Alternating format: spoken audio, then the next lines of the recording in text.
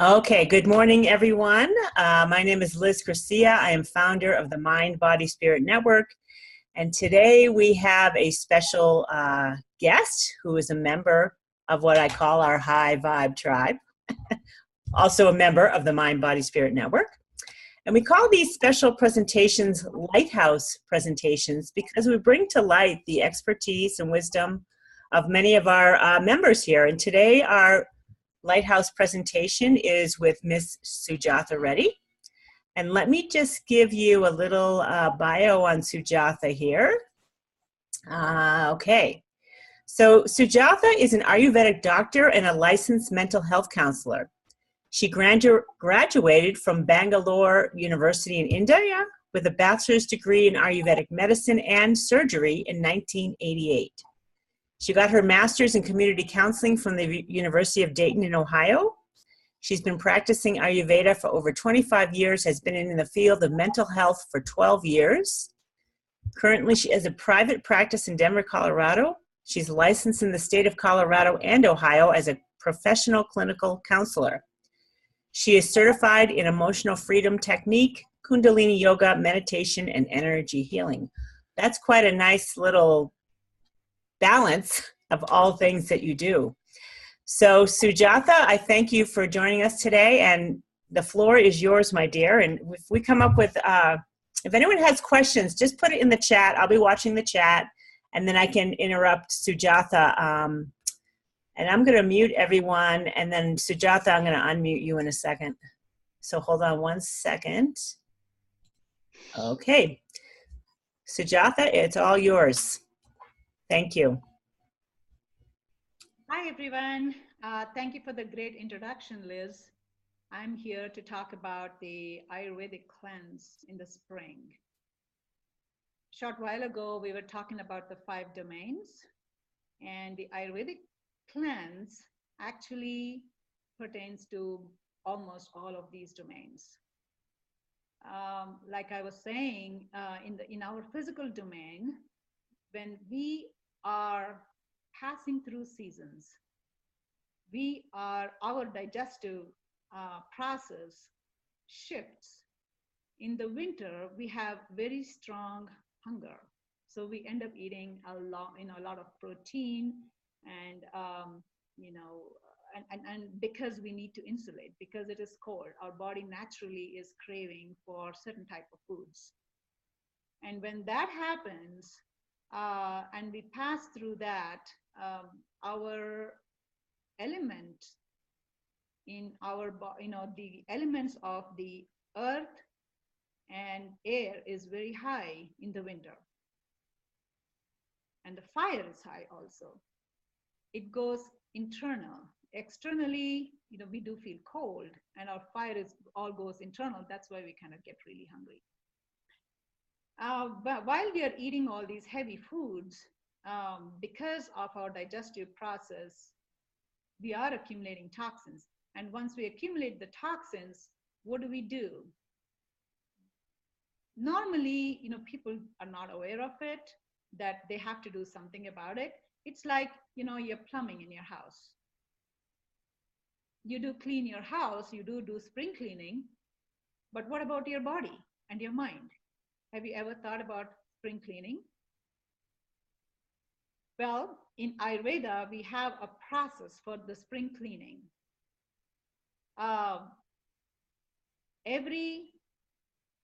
Between seasons for cleansing, you can do it at 3 days, 6 days, 9 days, 12 days, 15 days. Some people do it even for a month. But my recommendation is do it for 9 days at least, because it's once a year, and the benefits of cleanse are immense. It boosts your immune system, it helps with your allergies, it resets your system, all your systems in your body, your lymphatic system, your respiratory system, your circulation, and all of these systems are sort of cleansed and refreshed and reset. So you're going to build your immune system very strong.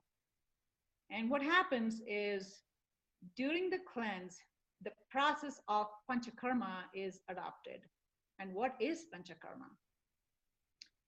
Panchakarma involves 5 processes, body work processes. One is the internal oleation and external oleation. And then there is the steam. And then there is also the enema process. And then there is the rejuvenation process that happens during a cleanse. And there are 3 stages to it. The pre-cleanse stage, the cleanse stage, and the post-cleanse stage. Depending on an individual and their constitution, the cleanses may vary slightly. It does involve taking internal ghee or some oils, medicated oils, and it does involve external oil massages.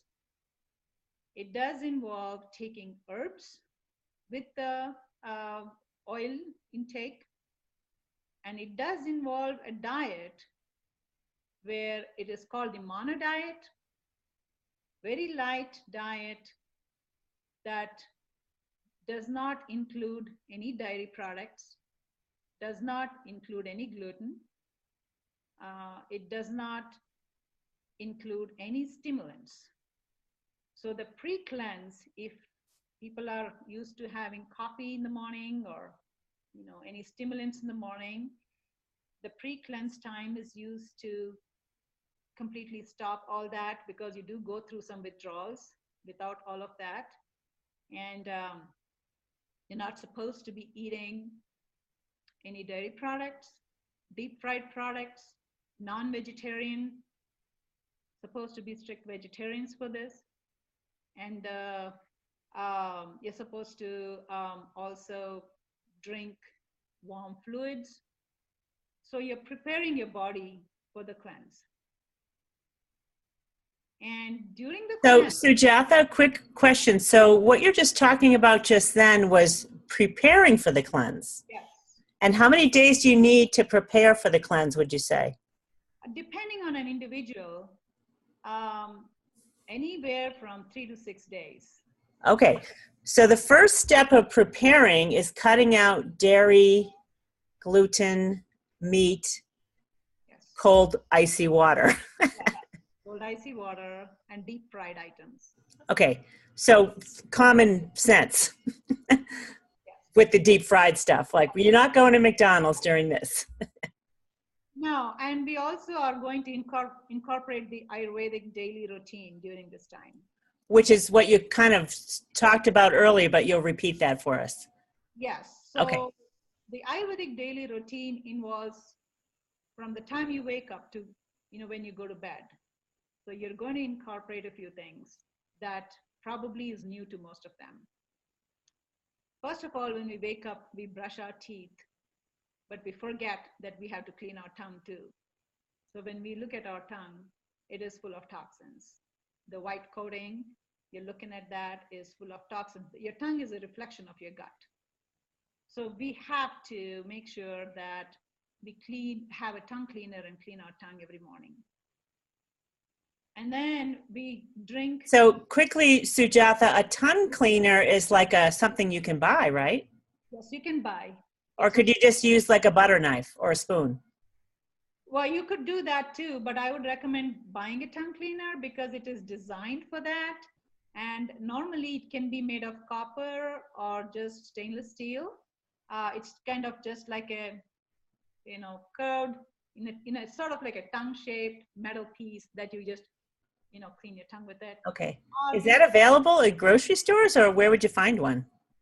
So the ones that you can order them on Amazon, but definitely you'll find them. But then the ones that you can go and stop by at any of the pharmacies or any place, normally there is a tongue cleaner which they have designed. It's a kind of small triangular head that can be used to clean your tongue. Okay, thanks.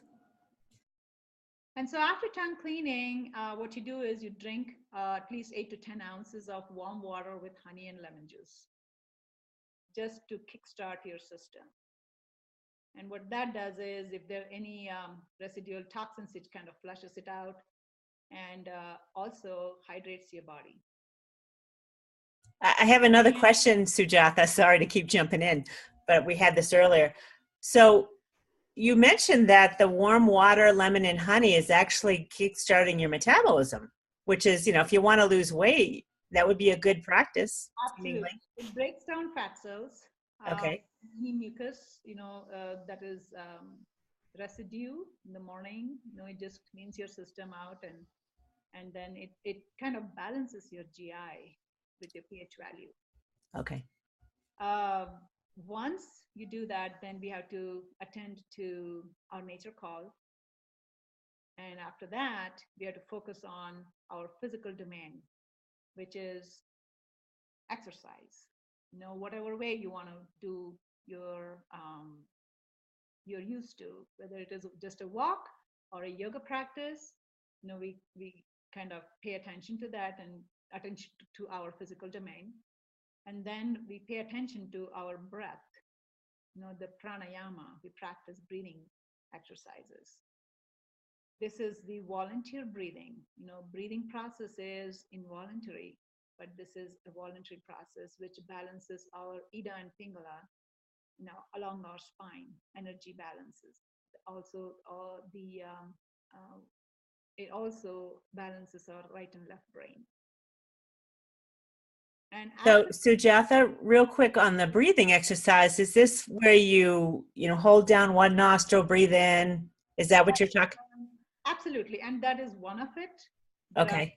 There are, few more out there that it actually takes about 20 to 30 minutes just to practice the breathing, and it takes you to a state of the calmness in your mind, where you're already setting a stage for meditation. Okay. So after that, you can do a meditation practice. So if someone's unfamiliar with what you're talking about, you would Google pranayama breathing and maybe find a video. Okay, so you can watch and see how it's done. Yes, and I would suggest, actually seeking out and learning from somebody. Yeah. There is a lot more to it than just the techniques. So yes, it's definitely helpful. It's better than nothing. You can watch and then, do those practices, but also it's better to learn from somebody who is okay. Thank you. Who's an expert. So now you have taken care of your physical body, and then your breath body, and then your mind, right? Mind and emotions.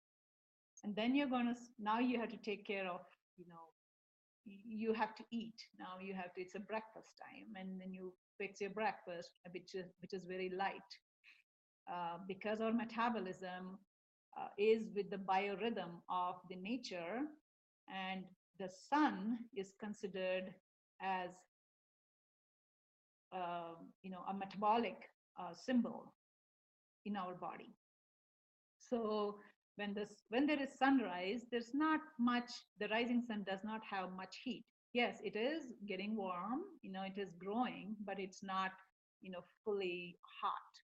So the same thing happens with our metabolism. We are not actually very hungry in the mornings, so we have a light breakfast. And then after that, between 11 and 2 is when the sun gets very strong. And same thing happens with our metabolism. Our fire in our stomach, is very strong at that time. And that's when you're supposed to eat your complex your complex protein and diet, where it can be easily broken down and digested well because of that strong metabolism. And while you're eating high protein diet during the lunchtime, just make sure you don't drink any liquids with ice in it. You're putting a damper on your metabolism when you do that, because your food stays in your stomach for a limited amount of time. And within that time, you have to enhance the process of digestion. You can take a sip to get your food down, but not a whole lot of fluids. In Ayurveda, our stomach has to be half of our stomach has to be filled with solid foods. 1/4 of our stomach has to be liquids, and the other 1/4 has to be left just air. So we should not be eating to a full stomach. So Sujatha, just I want to chime in here about the warm water and not a lot of drink. You know, you can have some, but it should be warm water, right? No, it can be room temperature. Room temperature, okay.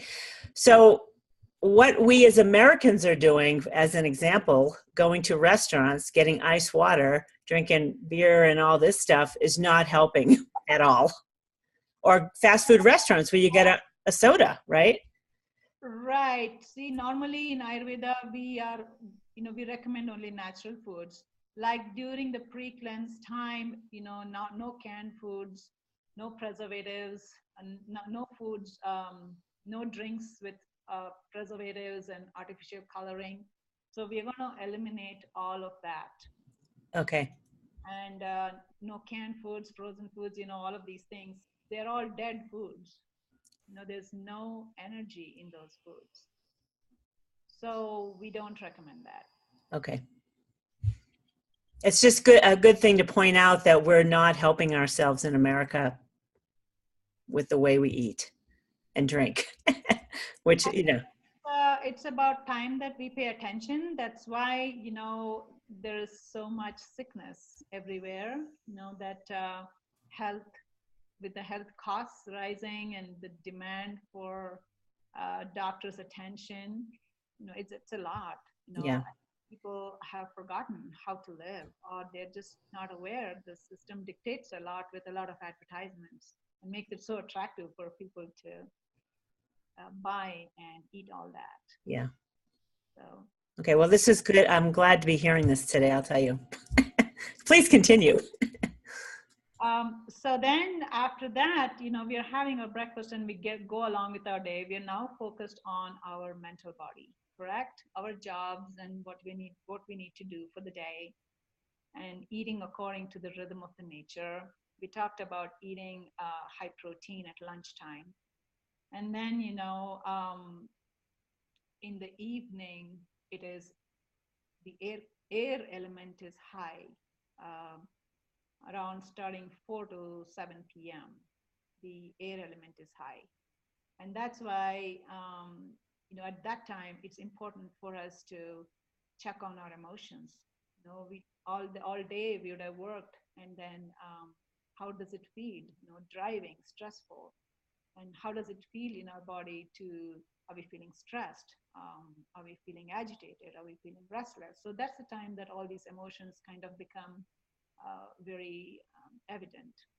And it's important for us to take some time again to become mindful about how we are breathing and how we are, feeling. And at that time, it's also, you can have a little snack around between, say, 3 and 6, snack like fruit. You can have a fruit or some nuts. That is what I would recommend, because you should not be mixing multiple fruits together. Eating one fruit is better than eating 2 or 3 fruits together. Eat it alone or leave it alone. So Sujatha, let me interrupt for 1 second. I did not know about the single fruit thing, which is good to know. And I do have some other questions too. I do want to, so there's no combination of fruit that is a good thing to keep it. So the combinations of fruits, like a fruit salad, is not a good thing. Not a good thing. Okay, well, I mean, okay. The slogan that says, eat it alone or leave it alone. I like that. Now, there's different fruits for different body types, right? Absolutely. Okay. Absolutely. Seasonally also, what is recommended.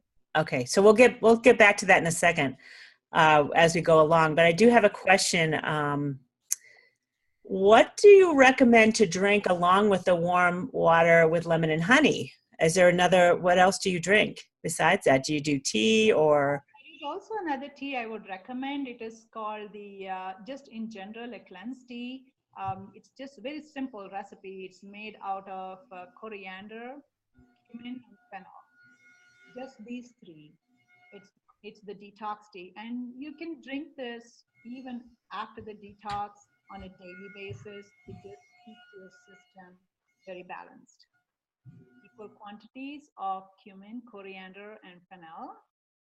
Just make a tea out of it. 1 teaspoon of all three of them, for 1 cup of tea, it's good enough. You can, like make a coarse powder or just sometimes use them as a whole with hot water. So, quick question, Sujatha. There's some detox cleanses out there in some tea brands. Would that be sufficient?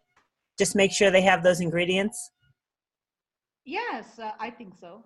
Yes. Yes, absolutely.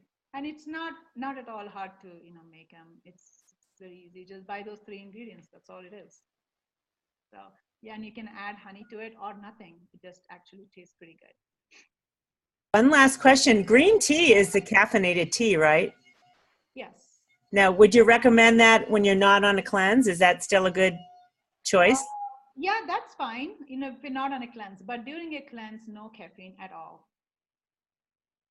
So that's important because it throws you off balance. What you're trying to do during the cleanse is give your system a complete break. It's like taking your car for an oil change.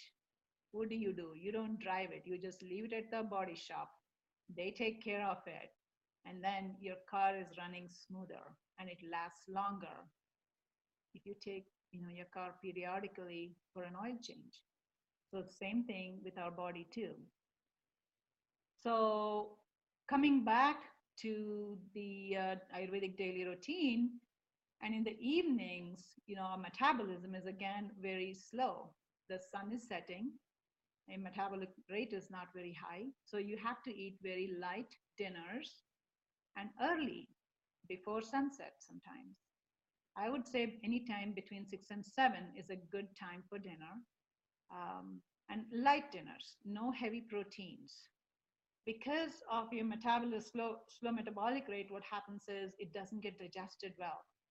And you're eating, and then, there's this undigested food that's passing through and creating toxins, and it's absorbed in your intestines and goes through your bloodstream into your body, and that kind of accumulates in your weakest parts of your body and manifests as disease, depending on your genetic tendencies.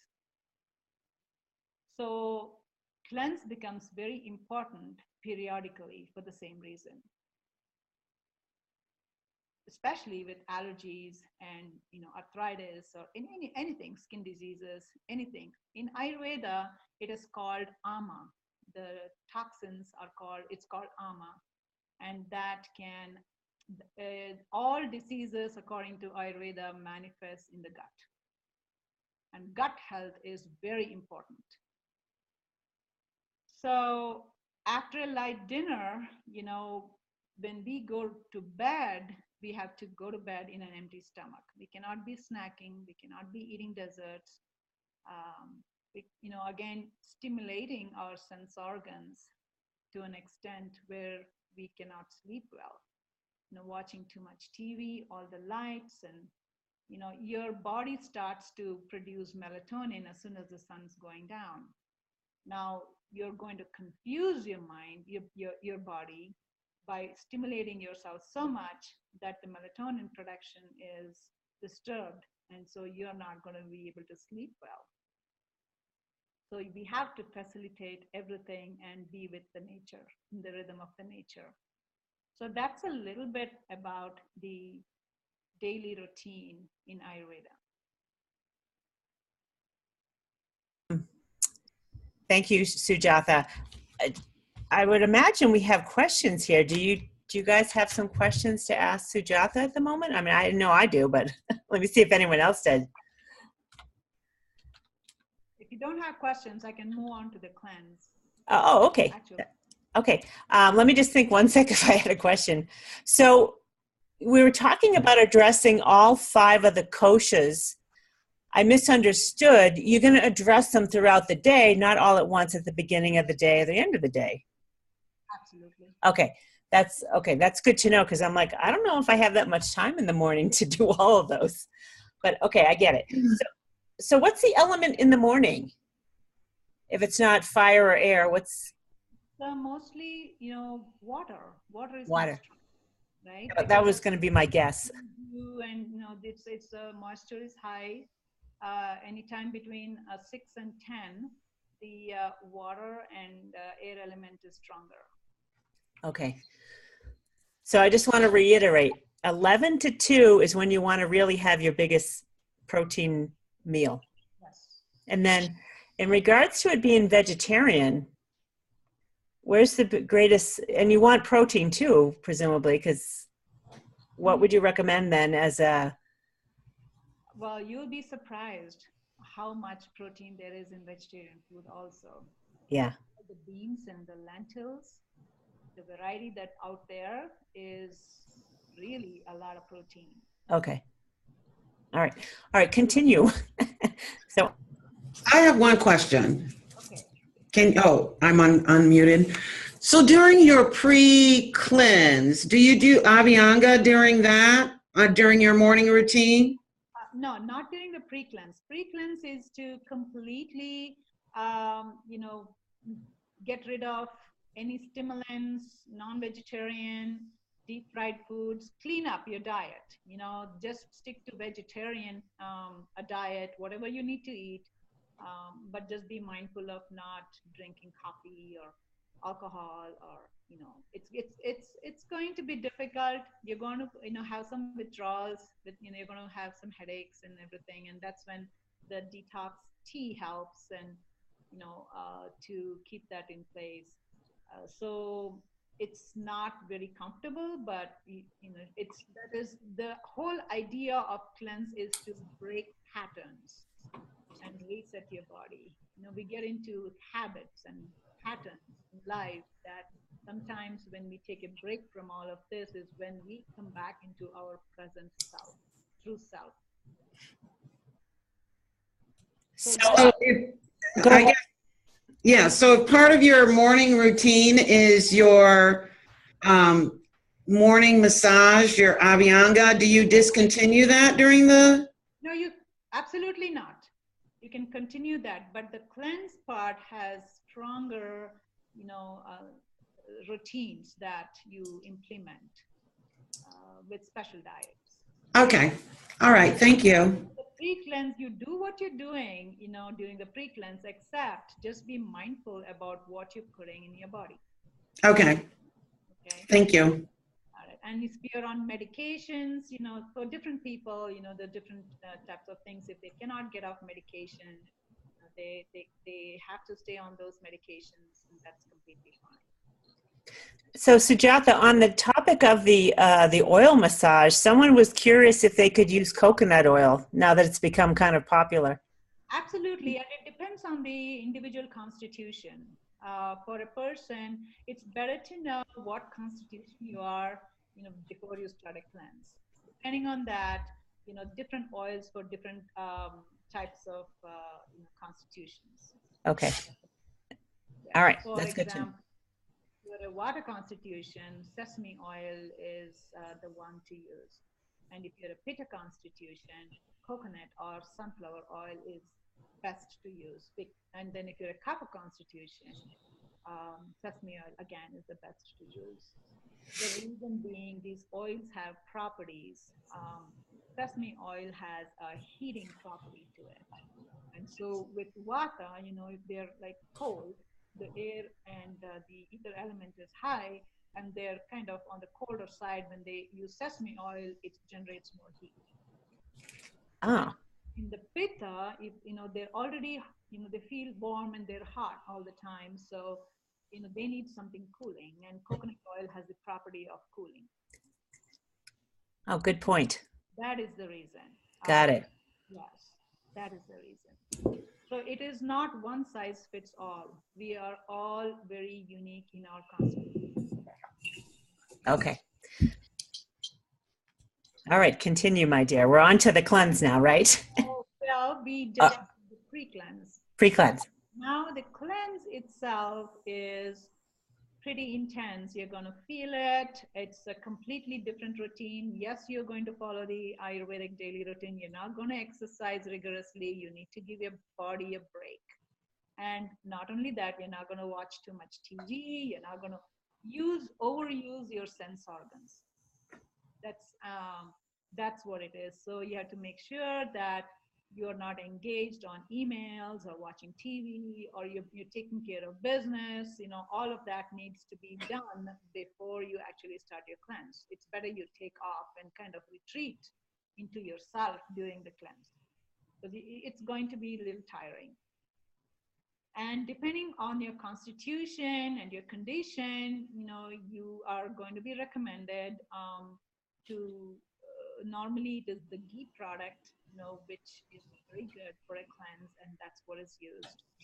And for people with blood pressure or any of those conditions, there are other substitutes that can be used apart from the ghee. It could be a simple ghee, pure ghee, or organic ghee, or it could be medicated ghees, depending on each individual's conditions.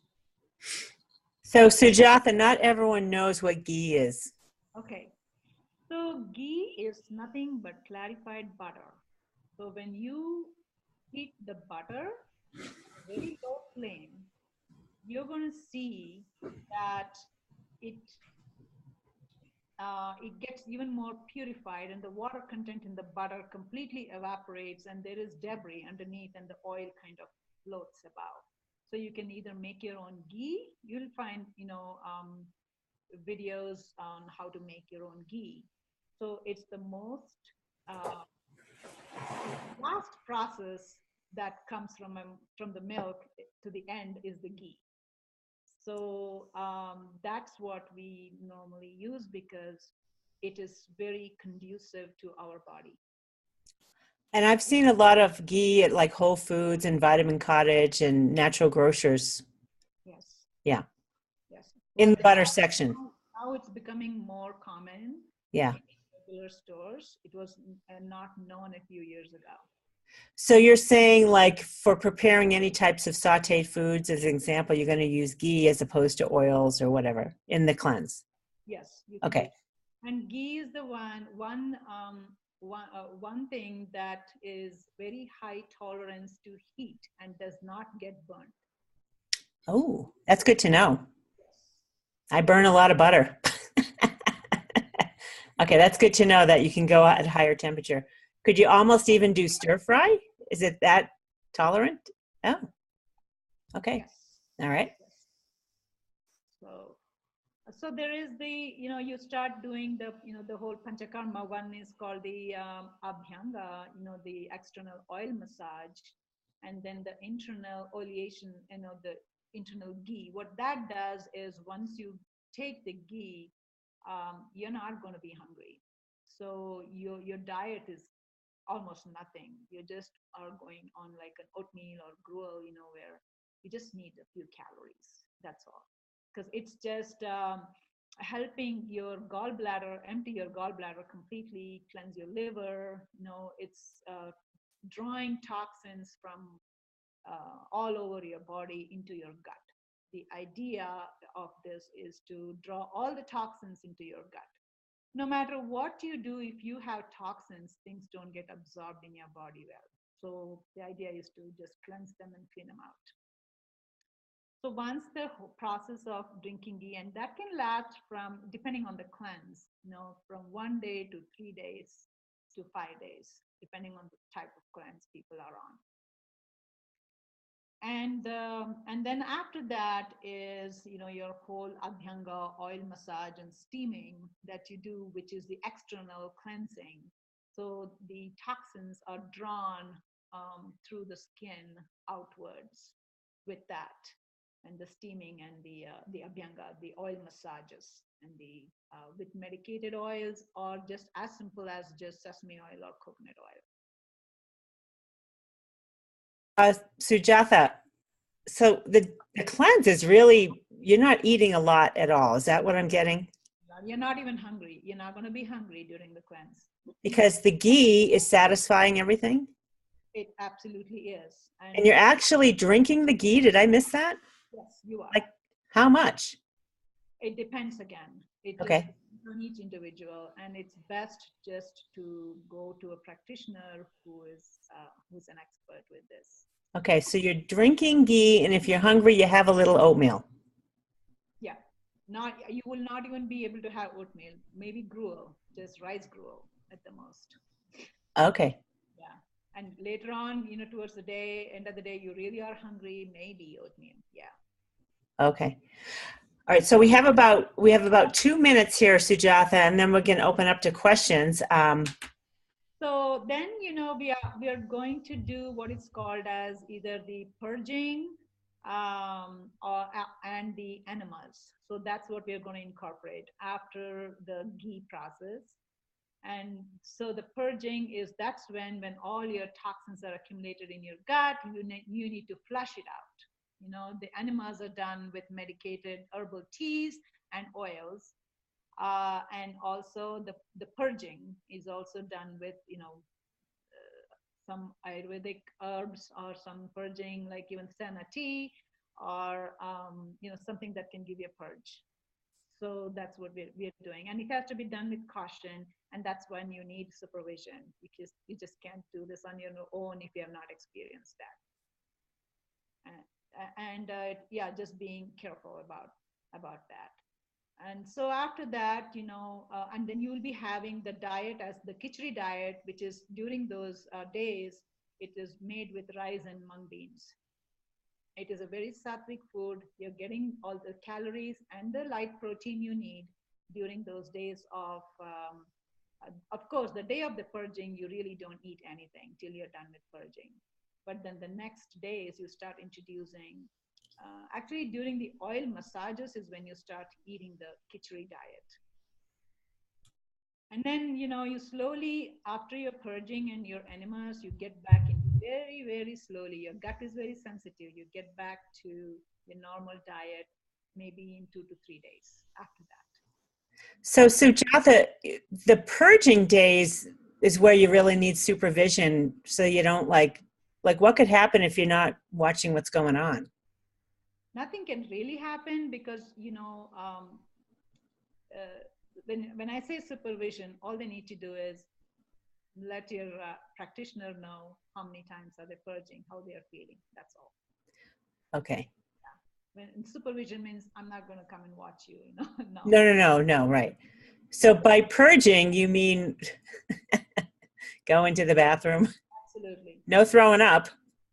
Well, that is also there, but I tend not to do that. It's a difficult process that can only be done in a facility where you have to go there, and there's a doctors and there is supervision and everything. I wouldn't do it at home on my own. Okay, yeah, I wouldn't recommend that. No, we don't know what we're doing. Okay. So yes, so after that, you're going to really feel so rejuvenated and so good and very clear and clarity, and your body is going to love it.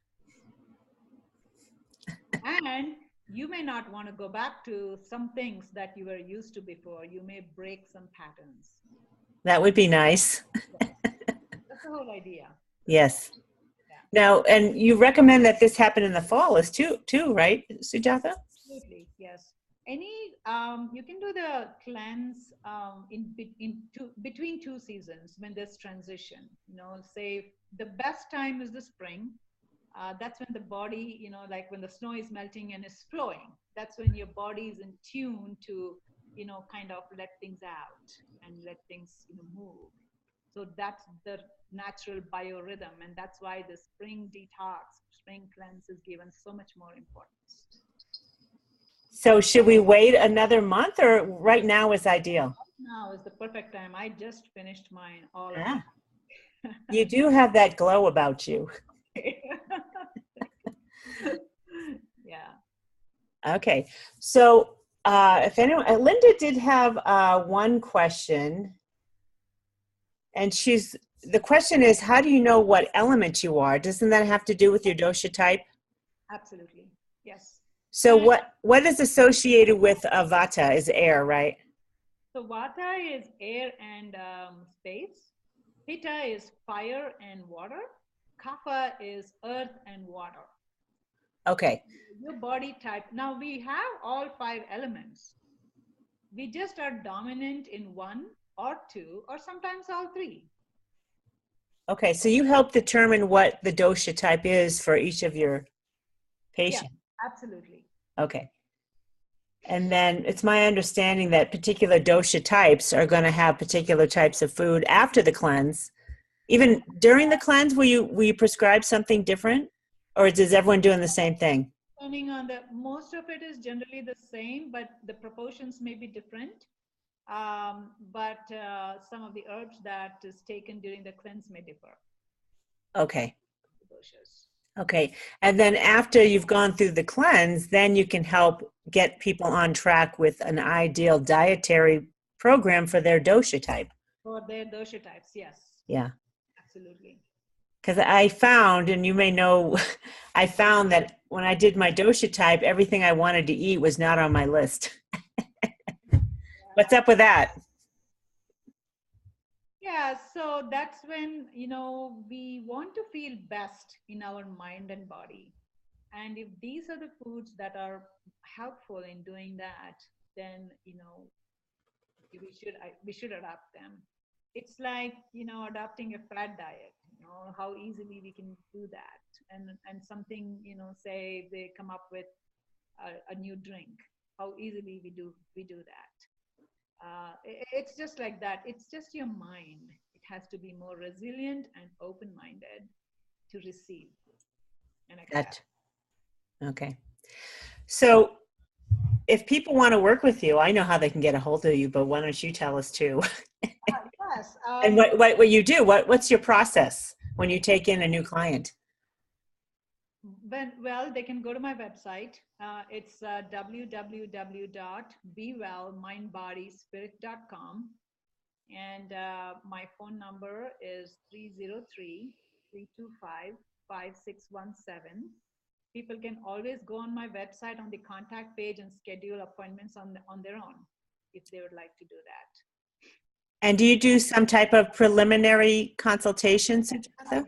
I have a free consultations for 15 minutes. They can schedule themselves on my website for that too. Or they're free to call me anytime, and we can schedule that, or if I'm available, I will just attend to that at that time. Okay. And just so you know, Sujatha is also on the mindbodyspiritnetwork.com. And if you Google Ayurvedic medicine, she's going to pop up for sure. And I know we have some blogs on dosha type and the fall cleanse, and you can find her there as well. If for some reason you missed this, you're like, what's that network of high vibe tribers? She's there too. And we'll be recording this and showing this around so people can contact you. So what's a common problem that you come across when you meet with people? What's a pretty common thing? And you mean in terms of problems, it's just varies. It could be chronic, it could be just wellness, it could be weight loss, it could be just problems with arthritis, psoriasis, eczema, you name it. Yeah. Okay. So Ayurvedic medicine is a kind of a holistic approach to dealing with all those conditions as well. Yes. And Okay. we do it through definitely herbs. We use body work, and diet plays a lot. Okay. And you're kind of the king combo because you've got expertise in mental health as well. So that's a nice combination, I have to say. It's good that you can kind of dip into that expertise when you get a red flag somewhere. You're like, okay, you need this Ayurvedic diet, but you know what? You got something else going on here. Not just that, there is Ayurvedic psychology too. So, I do a lot of Ayurvedic psychological techniques, and especially, deal with them in terms of koshas, all the domains in terms with psychology, and the clients really get it. They have never been actually approached that way. So they really get that when I explain to them about the koshas and how they need to pay attention and why. Because one is dependent. The health of one domain is completely dependent on the other domains. So if it is one domain is not well, if you're not feeling good, you're not going to be able to work you know. So that's how it is. So it's not, it does not operate separately, but in conjunction with each other. Yeah. I'm glad you brought that up. And it's finally coming into my own awareness, the need for balance, because I was tending towards forcing myself on one particular issue, and force is not helpful. It's not balanced. It's too much like male energy trying to fix a problem, and it doesn't help. It needs the balance, which I'm coming to that realization. So, which you already knew that. Okay, so we do have one last question, and you do work remotely with people, right, Sujatha? Yes, I do. Okay. I work remotely on video sessions. Okay, good. Yeah, just like this. That's very helpful. And it's easy and fun, so. Oh, it definitely is. And, you know, these days you can reach anybody, Yeah, anywhere. yeah. And it's fun to reach out with people all over the world. It's like, oh, it's so cool. I was on the phone with somebody from Timbuktu. Yeah, absolutely. Yes. Well, I thank you. I don't know. Does anyone else have questions before we cut everybody loose? Everyone's good. All right. I'll be sharing this, and I will put a web address on here so that people that see the video can get to your website, Sujatha. And we thank you so much for being our Lighthouse presenter today. And I love your whole way about the Indians. I don't know if I call, are you guys Hindus? Or I don't know how to describe you, but people from India, I just love them. And I have so many friends that I have these 3 male friends that are from India, and I call them my Hindu husbands because I love them. So I've got a lot of Hindu husbands out there. And well, I'm French originally, but I'm an American now. Yes, yes. But the voice and the skin, I mean, you guys got it going on with the skin. So something's going on there with this Ayurveda. I did have one quick question. You said you do Ayurvedic surgery? I don't do Ayurvedic surgery, but there is Ayurvedic surgery, yes. Oh, and you were trained in it? So the father of surgery is Sushruta, who is the surgeon in Ayurveda. That's where it all originated. So you studied it? Yes. Okay. Did you practice like in a lab or? Well, yeah, no, regularly in college when I was studying, and and I did work in a hospital too before I came here. Yes. Okay. Got it. All right. Well, thank you so much. And I'm going to stop the recording right now.